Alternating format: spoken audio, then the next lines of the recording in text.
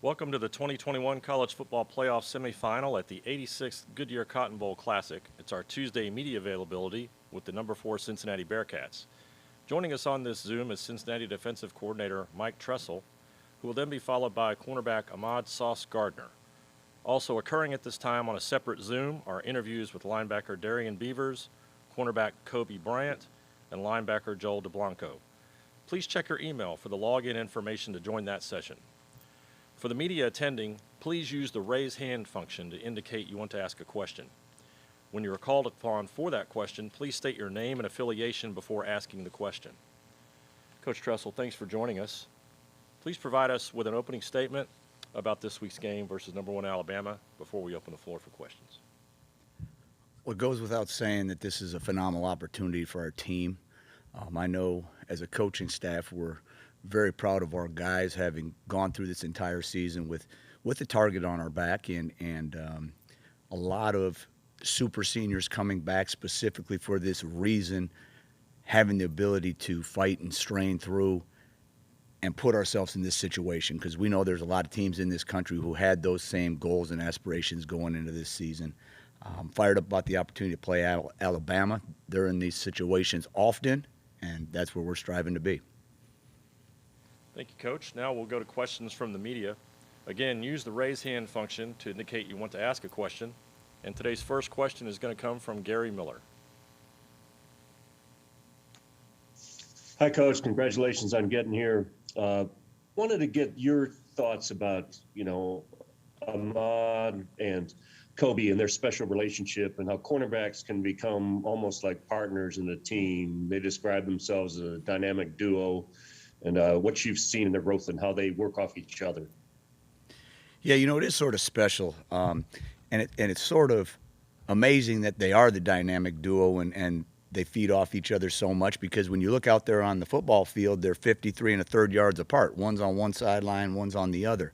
But both great football players, both great football IQ, but they really balance each other out in terms of personality. Kobe's the type of guy that's all about business at all times. He makes sure everybody in that room's locked in. Ahmad's the type of guy who certainly on the field is locked in from start to finish, but has the ability to keep the room loose, keep the defense loose, make sure we have fun as we're preparing like professionals. I think their personalities complementing each other really help their position group, each of them, and our defense as a whole. All right, our next question will come from David Wilson. David? Hi, Coach. Piggybacking off that last question, those guys, when they got to Cincinnati, do you see that as a development sort of achievement in there, how far they've come, or were they overlooked, or is it a combination of both? Sort of how did they get to this point? Yeah, I think anybody who reaches this point, it's a combination. And there has to be the innate talent there. Obviously, those guys have that. The developmental piece, yeah, a little bit of credit to coaches, Coach Fickell, Coach Eliano, but a lot of development credit goes to them and their ability to work and never be satisfied and always scratch and claw. And our defense, what we're able to do is based on those two guys being able to lock down their jobs. You can't do what we do without two great corners. Okay, our next question will be from Bill Carroll. Bill? Happy holidays, Coach. Appreciate it, Bill. So, as has been mentioned, you have some great individual players, but you've put together with obviously other coaching staff and players, a defense that allowed 4.32 yards per game. Yards per play, 305.8 yards per game. That doesn't happen by accident. There's a lot of players that don't get noticed. And we're talking about some of the star players. Who would you say is an unsung hero, a player that doesn't get enough attention on your defense, and why are they so important to you? You know what? You could go through D-line, linebackers, DBs, and name unsung heroes. That's how we got to this point. We talk about unit strengths and 4 units coming together on game day to be the strongest in the nation. That's our Black Cat brand of football. But to name a couple, Curtis Brooks, our nose tackle, might be the MVP of the defense, even though we sit here and talk about the corners and some of the other guys. That guy is definitely an unsung hero, and owns the middle of the defense. Joel DeBlanco as the Mike, having the ability to communicate and run the show and finish plays as well. Probably doesn't get enough credit for how he finishes plays. The safeties, Arquan Bush, you know, you don't get to this point as a great defense without having leaders and unsung heroes in every single position group, and I feel like that's what we have. All right. Our next question will come from Eric Olson of the Associated Press.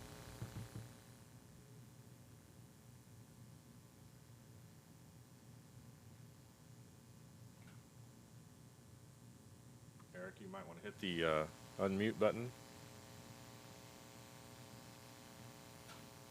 We've all been. I'm sorry. Forgive me. I'm here. Thank you. I was going to ask you, Mike. You got several guys rated high on the draft boards, and Cincinnati hasn't had a first-round pick in 50 years. And of course, Alabama always fills up the draft. It seems like. How much do you see this as an opportunity to showcase the school's talent? I guess that's not the way we choose to look at it, as an opportunity to showcase our talent as much as our unit strength and our team strength and our team chemistry. And we feel like everybody coming together is the only way to beat an Alabama or anybody else that's in the playoffs. Our guys are excited to match up. I mean, anytime you get a chance to play a team who has highly rated players, a team that has highly rated units, a team that has a Heisman Trophy winning quarterback, we're very, very, very competitive group of guys. So we're excited for that opportunity. We do not feel like we need to show anybody else that. We're just excited for us to have the opportunity because we believe in ourselves. Great, thanks. Our next question is from Mike Rodak. How have you seen this Alabama offense change since the last couple of times you coached against them at Michigan State? And just what sort of element do Bryce Young and Jamison Williams add to this offense that maybe it didn't have 5-10 years ago?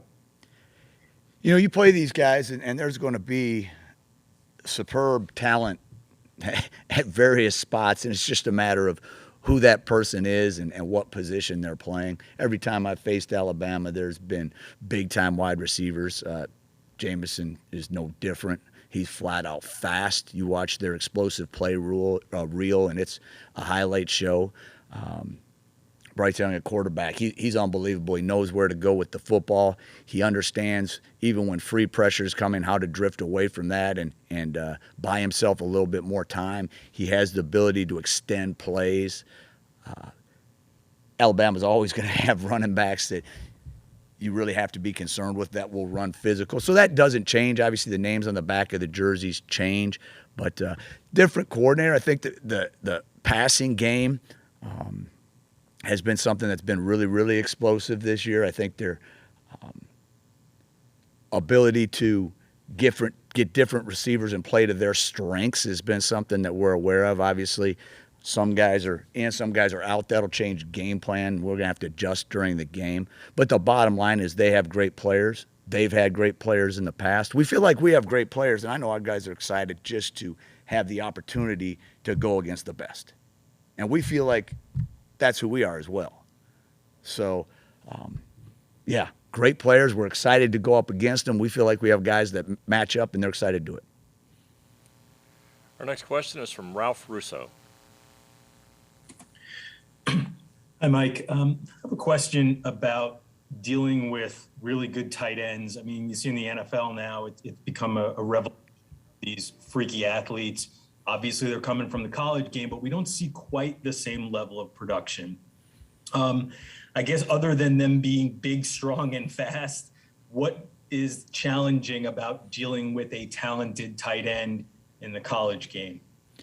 You know, Alabama specifically, they have three different tight ends that have three different skill sets that you have to be aware of. All well-rounded, but differing strengths. We do feel like our defense is designed with some players on the field that match up pretty well. Our sniper position, where Deshaun Pace and Ty Van Fossen play, those guys, that's an extra safety on the football field. Cook, we have guys that we feel good about in those situations. But the bottom line is the size and speed combination, the size and speed and skill combination that people put out at those tight end positions where they can play a wide receiver or get in the box and be physical, yeah, that makes life tough. We've tried to design our defense to have matchups for exactly that. Our next question is from Jeff Spiegel. Jeff? Mike, this is your first time in the playoff, but certainly not your first time experiencing, big game moments. How's that going to help your team in this situation? Well, first of all, it's not my first time in the playoff. I have been in the playoffs once before, but that's neither here nor there. I think that there's some trust that's grown between our staff, our players, and especially with a veteran group where we all feed off each other. We recognize Coach Fickell has been in these situations before. Coach Denbrock's been in these big game situations. We trust each other. We feed off each other. There's a calmness with the experienced veterans that we have on the sideline. And that's something I've really noticed this year, especially, hey, we faced some adversity. We had a stretch there where people were giving us things that we'd never seen before, and we have to adjust. And that experience and that trust will be a huge factor because we know we'll take some punches, but we're just going to keep delivering the body blows, continue to fight, continue to fight, continue to fight. That's what we believe is our identity, and that's what we'll hang on to, and we trust each other. Our next question is from Dan Tortora. Coach, just what you could say about Luke Fickell, what he's meant to this program and what he's meant from his vision that you've heard and what he's addressed over time to getting to this point right now where you are on the nation's highest stage. Yeah, he's a special person. He has the ability to really push guys when they need to be pushed and make sure we are really prepared and about business when it's time to do that, but also allows players and coaches to be individuals, allows players to have a good time, have fun, celebrate. So there's a great trust in our team, in our leader, because we know he will have us prepared. He wants what's best for us. He wants us to have a good time. And we've talked about, enjoying this experience, believing in ourselves, knowing that being us, being the Bearcats, playing black cat football, that's enough. That's enough. So there's a high level of trust. Everybody sees his vision. We believe what he tells us. And it trickles all the way down from the top to the bottom. There's no doubt about that. So our guys will be in there believing in the Bearcats. There's no doubt. We're ready for this. Right, our next question is from Chad Brendel. Chad? Coach, the 3-3-5 was a bit new to you, or at least this version of it when you got to Cincinnati. Just curious how instrumental guys like Perry Eliano and Brian Mason and Colin Hitchler and Greg Scruggs were in helping you kind of understand what this team, like where this team was at when you got to Cincinnati. Oh, huge. Those are great coaches, great football minds. But more importantly, you could tell right off the get-go that they were all in and we were in it together. But they were huge. There's no doubt. I did not walk in the building thinking that with this veteran group of coaches and this veteran group of players that we were going to change a whole bunch of things. We had to be who we are. We had to continue to play, for the most part, exactly how we've played in the past because our kids believe in it. It plays to our guys' strengths. Obviously, you always adapt, you always evolve. I have to be who I am as a coach. I'm not trying to be somebody else as a coach, but their knowledge, I lean on them to this day. There's no doubt. I lean on those guys to this day and really appreciate the fact that it was obvious we're in this together, family. All right, we have time for one more question, and that question is from Bill Carroll. Bill? Thank you again for your time, Coach. You have, as you mentioned, an extremely high defensive IQ between your coaching staff and a lot of your veteran players.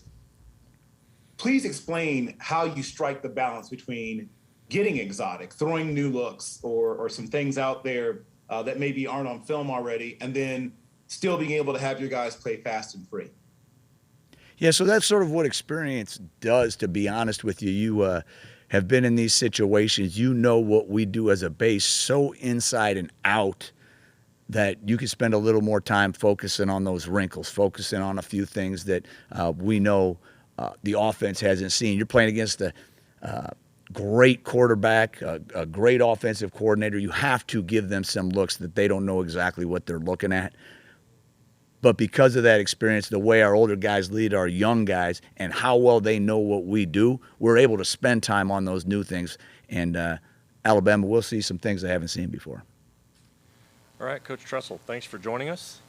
Absolutely. Your time today. I appreciate it. We're looking forward to this one. Fantastic. Media, please stand by for cornerback Ahmad Sauce Gardner. Give us just a moment to reset here.